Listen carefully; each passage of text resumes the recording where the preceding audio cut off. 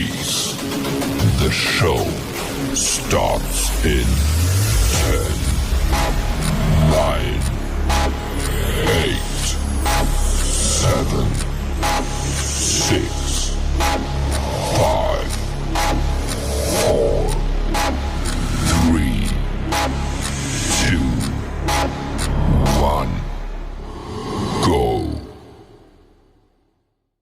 Hello दोस्तों, मेरे YouTube channel the conceptum 10th classes में आप लोगों का स्वागत है।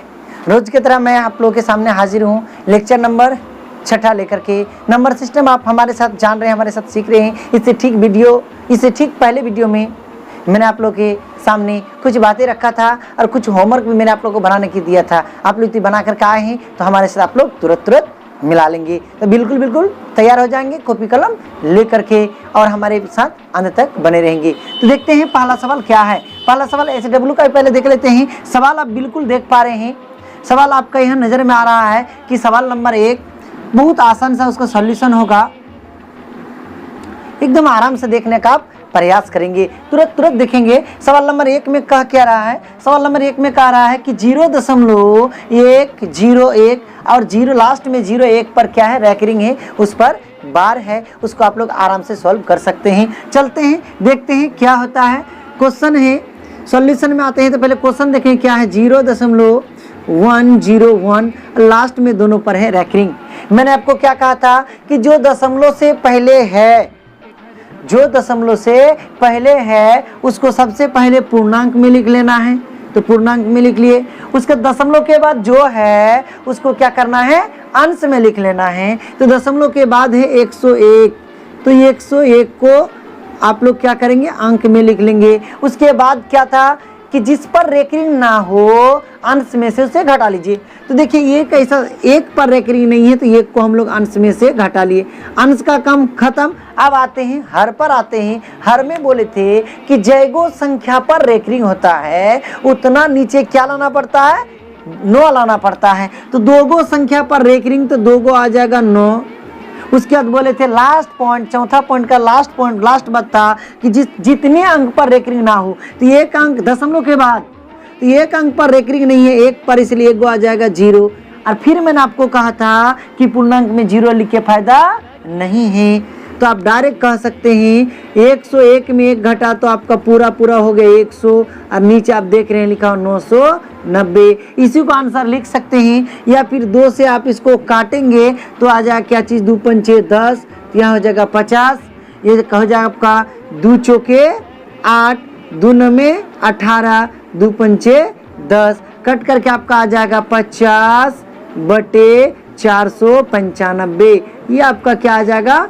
आंसर आ जाएगा। यदि आप बनाए हैं कि नहीं बनाए हैं, यदि आप बनाए हैं तो मिला लीजिए, और नहीं बनाए हैं तो इसको आराम से उतार लेंगे। आप देखेंगे इसके बाद दूसरे नंबर सवाल पर आप आ जाएं। सवाल नंबर 2 क्या कह रहा है, इसको मैं मिटा रहा हूं। सवाल नंबर 2 कहा भाई मेरे, इत्मीनान से देखेंगे। सवाल नंबर 2 का सॉल्यूशन हम लोग आते हैं, सॉल्यूशन देखेंगे क्या हो रहा। सवाल नंबर 2 कह रहा है 1.523 लास्ट वाला दोनों में क्या है? रैकरिंग है। तो तुरंत उसको देखिए। सबसे पहले क्या नियम है कि जो दशमलव से पहले उसको पूर्णांक लिख लेंगे, लिख लिए। उसके बाद पूरे जो है उसको अंश में लिख लेना 523। उसके बाद मैंने कहा था जिस पर रेकरिंग ना हो उसको घटा लीजिए। तो 5 पर रेकरिंग नहीं है तो 5 माइनस, जितने अंक पर रेकरिंग उतना नीचे 9, 2 अंक पर रेकरिंग तो 2 गो 9, और 1 गो पर रेकरिंग नहीं है इसलिए 1 गो 0। अब 0 पूर्णांक था तो डायरेक्ट हटा दिए थे। 0 को जोड़ के कोई फायदा नहीं है, पूर्णांक मतलब वो जोड़ के रूप का होता है। तो आप जरा से बोलिए 990 को 1 से गुना करेंगे तो 990, और ये दोनों को गुना करके ऊपर वाले को जोड़ना पड़ता है। तो पहले ऊपर वाले के एक स्टेप में काम कर लेते हैं। 523 में 5 घटा देंगे तो 500 बच जाएगा 18, और नीचे है 990। अब एक स्टेप और चलेंगे। 990 को 1 से गुना करेंगे तो 990, और 518 को जोड़ेंगे तो कितना आ जाएगा? 8, 9 और 1 10 की 0 हासिल 1, 10 5 15, नीचे आ जाएगा 990। ये 2 से फिर से काट सकते हैं आप लोग। 2 से काटेंगे तो 2 चौके 8, 2 नम 18, 2 पंचे 10 कट जाएगा। फिर इसको भी 2 से काटेंगे तो 2 सत्ते 14, यहाँ बचेगा 1, 2 पंचे 10, 2 चौके 8। तो आपका आंसर क्या आ जाएगा 754/495। ये आपका क्या आ जाएगा भाई मेरे, ये आपका आंसर आ जाएगा। तो ये क्वेश्चन को आप लोग आराम से क्या कर सकते हैं, सॉल्व कर सकते हैं। कब, जब इस चीज को समझिएगा तब। चलिए हम लोग इसके बाद वाला जानते हैं, तीसरा नंबर जानने का प्रयास करते हैं। कुछ नहीं है, बस 4 बात तो आपको याद रखना है कि जितने अंक, सबसे पहले दशमलव के पहले जो रहता है उसको पूर्णांक में लिख लेना है, पहला पॉइंट खत्म। दशमलव के बाद जितना पर रेकरिंग उतना नीचे 9, और जितना पर रेकरिंग नहीं उस 9 के बाद उतना 0। उसके बाद पूरे दशमलव के बाद जितना होगा उसको अंश में लिख करके किसको माइनस करना है, तो जितने पर नहीं, जिस पर रेकरिंग ना हो उसे माइनस कर दीजिए। बस ये तो 4 तो बात ही है। कोई भी दुनिया के इस तरह का सवाल हो आप लोग आराम से क्या कर सकते हैं, सॉल्व कर सकते हैं। तो चलते ही सवाल नंबर 3 को देखते हैं सॉल्यूशन करके कि सवाल नंबर 3 कैसे सॉल्यूशन हो रहा है। सवाल नंबर 3 तुरंत कहेंगे 0.001 पूरे तीनों पर है रेकरिंग। एकदम इत्मीनान से देखेंगे, वही वाला नियम, कौन वाला नियम तुरंत बता देंगे कि दशमलव से पहले है तो बन गया पूर्णांक, उसका जो है उसको पूरा अंश में लिख लेंगे। उसके बाद माइनस किसको घटाएंगे, माइनस आप घटाएंगे किस, बोली माइनस किसको करेंगे, जिस पर रेकरिंग ना हो। तो सब टॉप पर रेकरिंग है तो घटाने की जरूरत नहीं ना है। 3 गो संख्या पर रेकरिंग, 3 गो आ जाएगा नीचे 9, 0 पूर्णांक में लिख के फायदा नहीं है। आपका आंसर आ जाएगा 1/999। तो आप लोग तुरंत क्या कर सकते हैं, बना सकते हैं। कब, जब आपके पास कंसेप्ट रहेगा तब। तो चलते ही, ये आपका 3 गो क्या था, होमवर्क था, जो कि आप लोग जान चुके हैं। अब थोड़ा सा हम लोग आगे कुछ पॉइंट लिखे हैं, पहला, दूसरा, तीसरे, तीनों पॉइंट को आज हम लोग समझने का प्रयास करते हैं। तो चलते ही पहला पॉइंट, तो पहला पॉइंट आज हम लोग जानने का प्रयास करते हैं। आप देख रहे हैं लिखा हुआ है एडिटिव इनवर्स, बोले तो योज्य प्रतिलोम। तो योज्य प्रतिलोम किसको कहेंगे, तो आप देख रहे हैं स्क्रीन पर लिखा हुआ है, उसका परिभाषा मैंने लिखा है स्क्रीन पर, आप गौर से देखेंगे। आप देखेंगे यहाँ पर लिखा हुआ है कि ये जो प्रतिलोम का डिफिनेशन लिखा गया है, क्या चीज, वो ऐसी दो संख्या जिसको जोड़ने पर शून्य आ जाए तो दोनों एक दूसरे का योज्य प्रतिलोम कहलाएगा। अर्थात ये यदि कोई संख्या है तो ये का योज्य प्रतिलोम क्या हो जाएगा, माइनस ये हो जाएगा।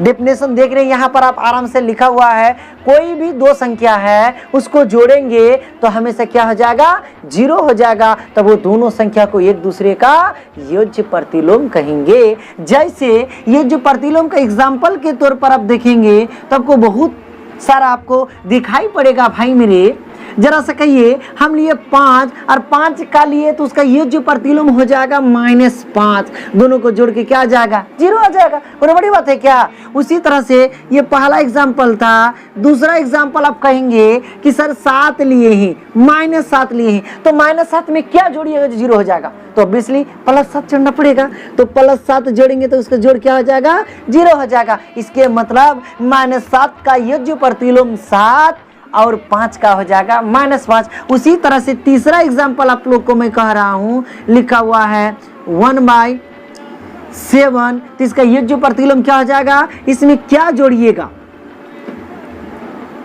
तो बोलेंगे इसमें 1/7 में क्या जोड़ा जाए जो 0 आ जाए।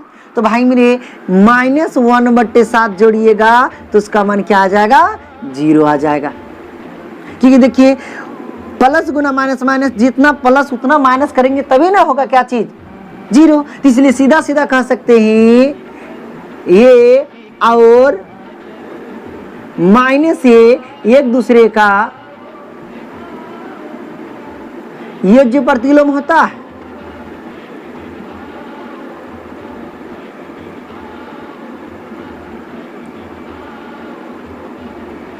तो बहुत आसान है ना, ये और माइनस ये एक दूसरे का योज्य प्रतिलोम होता है। बहुत आसान है। कोई भी संख्या का धनात्मक मान और उसी का ऋणात्मक मान ले लेंगे तो जोड़ेंगे तो हमें 0 अबे करेगा, तो उसका योज्य प्रतिलोम कह देंगे, कोई बड़ी बात नहीं है। तो चलते ही अब इस पॉइंट को समझ लिए हम लोग। अब अगले पॉइंट पर आते हैं बंधु। अगला लिखा हुआ क्या चीज, अगला लिखा हुआ है मल्टीप्लिकेटिव इनवर्स।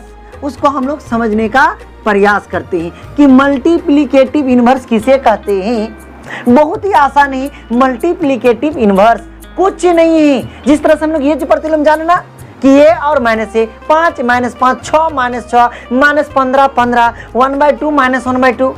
एक तो प्लस है तो एक तो माइनस है, जोड़ेंगे तो जीरो आएगा ही आएगा। कहीं कोई प्रकार कंफ्यूजन नहीं होना चाहिए। तो आते हैं अगले पर। अगला है मल्टीप्लिकेटिव इनवर्स। कोई भी दो संख्या है और उसका गुना, देखेंगे यहाँ डेफिनेशन लिखा हुआ है कि वैसी दो संख्या जिसका गुणनफल हमेशा एक हो उसे ही क्या कहते, देखिए लिखा हुआ है, आप देख पा रहे हैं लिखा हुआ क्या चीज, वैसी दो संख्या जिसका गुणनफल हमेशा कितना हो, बोलिए एक हो, उसी को हम लोग क्या कह देंगे, मल्टीप्लिकेटिव इनवर्स कह देंगे। जैसे कोई एक संख्या है, एग्जाम्पल के तौर पर आप लोग देखेंगे कि कोई एक संख्या है एक, तो एक को किसके साथ गुना कीजिएगा तो एक हो जाएगा, तो एक का मल्टीप्लिकेटिव इनवर्स क्या हो जाएगा, एक ही हो जाएगा। उसके बाद 5 को किससे गुना कीजिएगा जो एक आ जाएगा, तो 5 को 1/5 से गुना करने पर ना आपका 1 आएगा। इसके मतलब 5 का गुणात्मक विलोम हो गया 1/5। अगला एग्जांपल में -6 का गुणात्मक विलोम क्या होगा आप लोग बताइए। तो आप लोग कहेंगे क्या चीज, -1/6। जो संख्या है उसको खाली पलट दीजिए और उसको गुना कर दीजिए तो हमेशा कितना आ जाएगा, 1 आ जाएगा। देखिए 6 6 कट जाएगा, माइनस गुना माइनस प्लस 1। फिर आपको कहेगा -1/2 का गुणात्मक विलोम क्या होगा, तो इसको पलट देंगे तो इसका हो जाएगा -2/1। ये दोनों को गुना कीजिएगा तो कितना आ जाएगा, +1 आ जाएगा। तो बंधुओं कोई भी संख्या ये है तो ये का गुणात्मक विलोम या प्रतिलोम 1/a होता है। कहीं कोई दिक्कत नहीं होना चाहिए आप लोग को कि ये का गुणात्मक विलोम 1/a होता है। और दो संख्या गुणात्मक विलोम है और दोनों को गुना करेंगे तो हमेशा कितना आएगा, 1 आएगा। इसलिए आपके जहन में बैठ जाना चाहिए कि गुणात्मक विलोम हमेशा कितना होता है, गुणात्मक विलोम को एक दूसरे से गुना करेंगे तो हमेशा 1 आएगा और ये जो प्रतिलोम को जोड़ेंगे तो हमेशा 0 आएगा। यहाँ तक हम लोग समझ गए, कहीं कोई दिक्कत नहीं होना चाहिए। अब आते हैं अगले पर। आप देख रहे हैं लिखा हुआ क्या चीज, अंकिक मान और स्थानीय मान, intrinsic value and place value. तो क्या है दोनों, उस चीज को हम लोग समझते हैं। कोई एक संख्या है, कुछ संख्या है, जैसे यहाँ पर एक संख्या लिखा हुआ है क्या चीज, दोनों को हम लोग समझेंगे। अंकिक मान, कोई भी संख्या का जो वास्तविक मान होता है उसी को कहते हैं उसका अंकिक मान। जैसे आप लोग यहाँ पर देख रहे हैं, स्क्रीन पर देख रहे हैं आप लोग, लिखा हुआ है किसी भी संख्या का वास्तविक मान को अंकिक मान कहते हैं। और वो कितने स्थान पर, इकाई, दहाई, सैकड़ा, हजार, उस जो मान होगा उसका क्या कहलाएगा, स्थानीय मान कहलाएगा। ले रहा हूं एक संख्या, आप देख पा रहे हैं यहाँ लिखा हुआ है 57928। यह संख्या है और इस संख्या में आपको कहेगा कि 7 का स्थानीय मान, जो 7 का स्थानीय मान कुछ नहीं है, इकाई, दहाई, सैकड़ा, हजार, तो 7 का स्थानीय मान हो जाएगा 7000। यानी उसके बाद कितना अंक है, तो 1 2 3 अंक है तो 3 0 दे दिए। इकाई, दहाई, सैकड़ा, हजार करते करते चलना है। तो आप देख रहे हैं 7 का स्थानीय मान कितना हो जाएगा, 7। ये कैसा मान है, स्थानीय मान है। उसके बाद आप कह रहे हैं क्या चीज कि 7 का अंकिक मान क्या होगा, आपको कहेगा उसका वैल्यू क्या होगा। तो 7 का अपने मान खुद 7 है, तो 7 का इतना का अंकिक मान, अंकिक मान या फिर अंकित मान बराबर क्या हो जाएगा, 7 हो जाएगा। इसलिए अंकित मान वो संख्या खुद होता है और स्थानीय मान के मतलब वो इकाई, दहाई, सैकड़ा, हजार करते करते किस स्थान पर है। जैसे यहाँ पर 7 इकाई, दहाई, सैकड़ा, हजार, इसके मतलब 7000। फिर आपको कहेगा कि 9 का स्थानीय मान, तो 9 लेने के बाद कई जीरो हो जाएगा, 2 जीरो हो जाएगा। क्यों? क्योंकि वो सैकड़ा है, इकाई दहाई सैकड़ा, तो 900 सैकड़ा है तो 900, हजार था तो 7000। तो स्थानीय मान में इकाई दहाई करके आपको क्या करना होगा, देख लेना होगा। और अंकित मान में आपको अंकित मान किसे कहते हैं या फिर अंकित मान किसे कहते हैं? किसी भी संख्या का अंकित मान वो खुद वो संख्या होता है, खुद वो नंबर जो होता है, 5, 7, 12, 15 जो हो जाए। और स्थानीय मान में आपको देखना पड़ेगा कि वो कितने स्थान पर है, कईवें नंबर स्थान पर है। यदि वो तीसरे नंबर पर स्थान है तो लगेगा 2 जीरो, यदि दूसरे नंबर स्थान पर है तो लगेगा 1 जीरो, चौथे नंबर स्थान में है तो उसमें लगेगा 3 जीरो।